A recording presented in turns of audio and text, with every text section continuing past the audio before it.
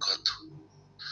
بسم الله الرحمن الرحيم. الحمد لله رب العالمين والصلاة والسلام على رسوله الأمين وعلى آله وصحبه أجمعين أما بعد. ബഹുമാന്യരായ സഹോദരീ സഹോദരന്മാരെ, ഒരു ദിനം ഒരു ഹദീസ് എന്ന പരിപാടിയിലേക്ക് ഏവരെയും സന്തോഷപൂർവ്വം സ്വാഗതം ചെയ്യുന്നു. അൻ ഉമ്മി സലമ റളിയല്ലാഹു അൻഹാ അന്ന നബിയ സല്ലല്ലാഹു അലൈഹി വസല്ലം കാന ഇദാ ഖറജ മിൻ ബൈതിഹി ഖാല ബിസ്മില്ലാഹി തവക്കൽതു അലല്ലാഹ് അല്ലാഹുമ്മ ഇന്നി അഊദു ബിക അൻ അദില്ല ഔ ളല്ല ഔ അസില്ല ഔ സല്ല ഔ അദ്ലിമ ഔ ഉദ്ലമ ഔ അജ്ഹല ഔ യുജ്ഹല അലയ്യ. റവാഹു അബൂ ദാവൂദ്. അബൂദാവൂദ് റിപ്പോർട്ട് ചെയ്തിട്ടുള്ള ഉമ്മു സലമ റളിയല്ലാഹു തആല അൻഹയിൽ നിവേദനം ചെയ്യപ്പെടുന്ന ഒരു ഹദീസ്. നബി സല്ലല്ലാഹു അലൈഹി വസല്ലമ തന്റെ വീട്ടിൽ നിന്ന് പുറപ്പെടുമ്പോൾ പറയാറുണ്ടായിരുന്നു, ബിസ്മില്ലാഹ്, അല്ലാഹുവിന്റെ നാമത്തിൽ ഞാൻ പുറപ്പെടുന്നു. തവക്കൽതു അലല്ലാഹ്, എന്റെ കാര്യങ്ങളെല്ലാം ഞാൻ അല്ലാഹുവിൽ അർപ്പിച്ചിരിക്കുന്നു. അല്ലാഹുമ്മ ഇന്നി അഊദു ബിക അൻ അദില്ല ഔ ളല്ല, അല്ലാഹുവേ, ഞാൻ വഴിപിഴയ്ക്കുന്നതിൽ നിന്നും വഴിപിഴപ്പിക്കപ്പെടുന്നതിൽ നിന്നും, ഔ അസില്ല ഔ സല്ല, വ്യതിചലിക്കുന്നതിൽ നിന്നും വ്യതിചലിപ്പിക്കപ്പെടുന്നതിൽ നിന്നും, ഔ അദ്ലിമ ഔ ഉദ്ലമ, ആക്രമിക്കുന്നതിൽ നിന്നും ആക്രമിക്കപ്പെടുന്നതിൽ നിന്നും, ഔ അജ്ഹല ഔ ഉജ്ഹല അലയ്യ, അവിവേകം ചെയ്യുന്നതിൽ നിന്നും അവിവേകം ചെയ്യപ്പെടുന്നതിൽ നിന്നും നിന്നിൽ ഞാൻ ശരണം പ്രാപിക്കുന്നു എന്ന് പറയാറുണ്ടായിരുന്നു എന്നാണ്. നബി സല്ലല്ലാഹു അലൈഹി വസല്ലമ ഇവിടെയും പൂർണ്ണമായും അല്ലാഹുവിൽ തവക്കുൽ ചെയ്തുകൊണ്ടുള്ള ഇറക്കമാണ്. ആദ്യം തന്നെ അല്ലാഹുവിൽ ഞാൻ തവക്കുൽ ചെയ്തിരിക്കുന്നു എന്ന് പറഞ്ഞ് ബിസ്മീൻ ചൊല്ലി ഇറങ്ങുന്നു. എന്നിട്ട് പലതും സംഭവിക്കാമല്ലോ യാത്രാവേളയിൽ. അതുകൊണ്ടാണ് വിവിധ കാര്യങ്ങൾ ഉൾക്കൊള്ളിച്ചുകൊണ്ട് സന്മാർഗത്തുള്ളവൻ വ്യതിചലിച്ചു പോകാം, വഴിപിഴച്ചു പോകാം, സമാധാന ജീവിതം നയിക്കുന്നവൻ അക്രമിയായി പോകാം, ആക്രമിക്കപ്പെടുന്നവനാകാം, വിവേകവും തന്റെ ഇടവുമുള്ളവൻ അവിവേകിയാകാം, ഇതൊക്കെ സംഭവിക്കാം, അവിവേകിയാക്കപ്പെടാം, ഇതൊക്കെ സംഭവിക്കാൻ സാധ്യതയുണ്ട്. എന്താണ് അടുത്ത നിമിഷം എന്നുള്ളത് നമുക്കാർക്കും അറിയില്ല. അതുകൊണ്ടാണ് ആ പ്രാർത്ഥന, തവക്കുലിനെ മുറുകെ പിടിച്ചുകൊണ്ടുള്ള ആ പ്രാർത്ഥന നബി സല്ലല്ലാഹു അലൈഹി വസല്ലമ പഠിപ്പിച്ചു തന്നിട്ടുള്ളത്. നമുക്കും അത് ജീവിതത്തിൽ പകർത്താവുന്നതാണ്. തന്നെയുമല്ല, അനസ് റളിയല്ലാഹു അൻഹുവിൽ നിവേദനം ചെയ്യപ്പെടുന്ന മറ്റൊരു ഹദീസിൽ കാണാം, ഒരാൾ തന്റെ വീട്ടിൽ നിന്നും പുറപ്പെടുമ്പോൾ ബിസ്മില്ലാഹി തവക്കൽതു അലല്ലാഹ് ലാ ഹൗല വലാ ഖുവത ഇല്ലാ ബില്ലാഹ് എന്ന് പറഞ്ഞാൽ യുഖാലു ലഹു ഹുദീത വ കുഫീത വ വഖീത വ തനഹാ അൻഹു ശയാത്തീൻ. തുർമുദിയുടെ ഹദീസാണ്. അങ്ങനെ കാര്യങ്ങളെല്ലാം ഞാൻ അല്ലാഹുവിൽ ഏൽപ്പിക്കുന്നു, അല്ലാഹുവിൽ നിന്നല്ല യാതൊരു ശക്തിയും കഴിവുമില്ല എന്ന് പ്രാർത്ഥിച്ചാൽ അവൻ അല്ലാഹുവിൽ നിന്ന് ഉത്തരം ലഭിക്കുമെന്നാണ്. എന്താണ് ലഭിക്കുന്ന ഉത്തരം? നീ നേർമാർഗം പ്രാപിച്ചു, നിനക്ക് രക്ഷയും കാവലും നൽകപ്പെട്ടിരിക്കുന്നു, കൂടാതെ പിശാച് അവനെ വിട്ടകലുന്നതുമാണ്. ഈ ഹദീസിന്റെ മറ്റൊരു റിപ്പോർട്ട് നമുക്ക് കാണാം, മറ്റൊരു ശൈത്താൻ ഈ സന്ദർഭത്തിൽ അവനോട് പറയുമെന്നാണ്, നിനക്ക് കൈഫലക്ക ബിറജുലിൻ ഖദ് ഹുദിയ വ കുഫിയ വ ഉഖിയ.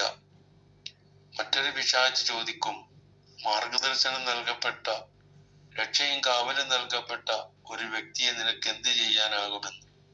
അപ്പൊ പൈശാചികമായ ദുർബോധനങ്ങളിൽ നിന്നും കാര്യങ്ങളിൽ നിന്നും പോലും സുരക്ഷ ലഭിക്കുന്ന, എല്ലാവിധത്തിലുള്ള പ്രയാസങ്ങളിൽ നിന്നും കരകയറാൻ പറ്റുന്ന നിലയിലുള്ള തന്റെ കഴിവനുസരിച്ച് യാത്രയ്ക്ക് വേണ്ട ഒരുക്കങ്ങൾ നടത്തി, വാഹനം സജ്ജീകരിച്ചു.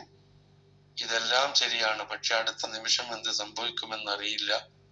അതുകൊണ്ട് ഇതാ ഞാൻ എന്നെ അല്ലാഹുവിൽ ഏൽപ്പിച്ചിരിക്കുന്നു, അല്ലാഹുവിനെ ശക്തിയും കഴിവുമുള്ളൂ എന്ന് പറഞ്ഞുകൊണ്ട് പുറപ്പെടുകയാണ്.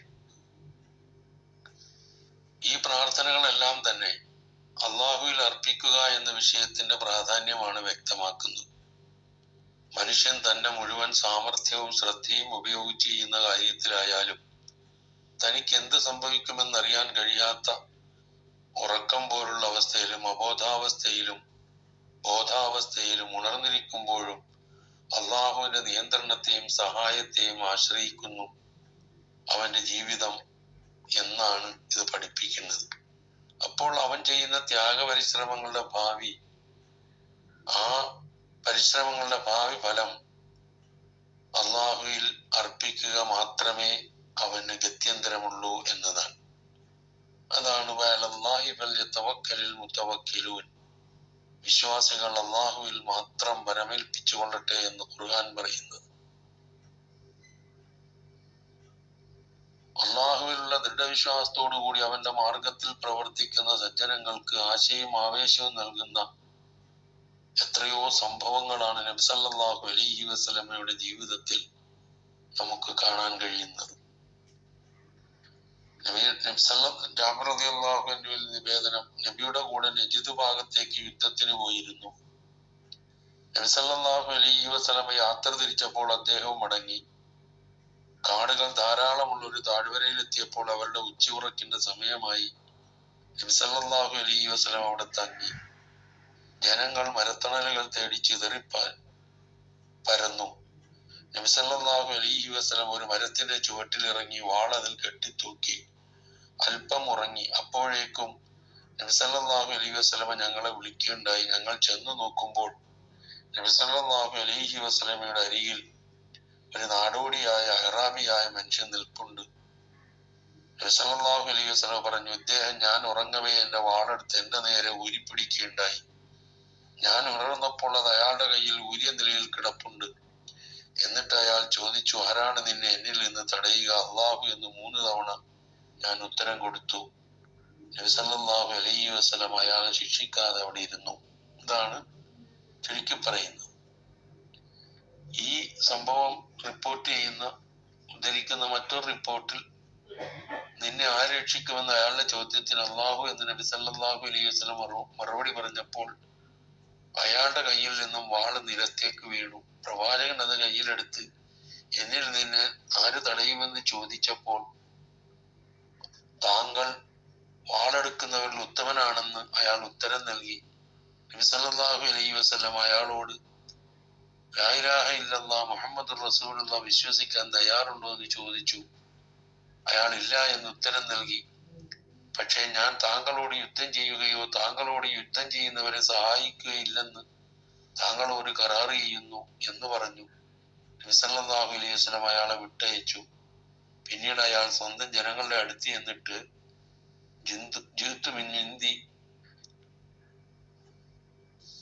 അഫ്ളലിൻ നാസ്, ഞാൻ നിങ്ങളുടെ അടുത്തേക്ക് വന്നത് മനുഷ്യരിൽ വെച്ച് ഏറ്റവും ഉത്തമനായ ഒരു വ്യക്തിയുടെ അടുത്ത് നിന്നാണ് വരുന്നതെന്ന് പറഞ്ഞു എന്നാണ്.